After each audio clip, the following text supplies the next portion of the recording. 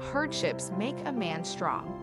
I know a man whose troubled childhood polished his abilities so much that he became a superstar in the country.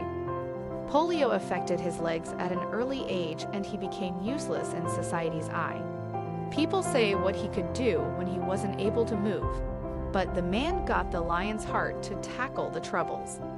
His love for literature was so intense that he started writing stories in his high school. He sent one of the stories to a newspaper. Before publication could add to his courage, fate played its part again and brought a calamity. He was diagnosed with retina detachment. This disease took his vision away. Now he was unable to capture the beauty of the surroundings. Though the support of his family and his strong nerves never flunked to add to his strength. He was fond of reading and writing. To write, he took the help of his father. His father helped him pen all of his thoughts. For reading, he had to adopt a different way because his family can't spend all the time with him. He was extrovert and good at learning things. He joined a music band and learned how to play the flute. He was so good at this that the band begged him to play for their records. He was ready to do that with a give-and-take policy. He invited them to his home and asked them to read the chapter and record them on the tape recorder.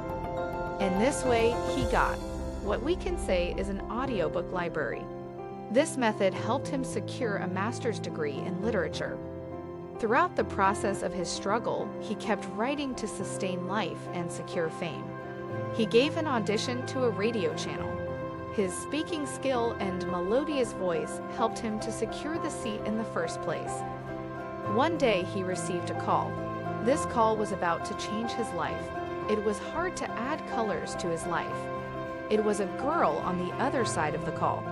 She told the man that she had learned a lot about this blind author. She had read his autobiography and traced how hard it was for him in those days to get the recorded work. She offered him a helping hand, which he accepted warmly. They became very good friends in a short span of time. She told him about the train accident that happened years ago, and almost all the passengers died. Her family was the lucky survivors of that disaster. This was the start of sharing personal details with each other. The girl recommended him to get married. He chuckled, "Who is gonna marry me?" She convinced him that she would find a suitable girl for him. She struggled for nearly 6 months, but her efforts were in vain. She told him about his efforts disappointedly. But he was calm and said, "I told you, no one's gonna marry me. I believe it suits me. And yes, I'm happy with it." The girl's eyes were filled with tears. A day later, she called him and proposed to him. The man tried to pacify the situation. He told her that it was an absurd idea for him to get married, but the girl insisted.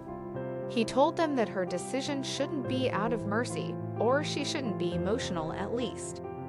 The girl told him she had thought rationally and wanted to spend the rest of her life with a strong man like him.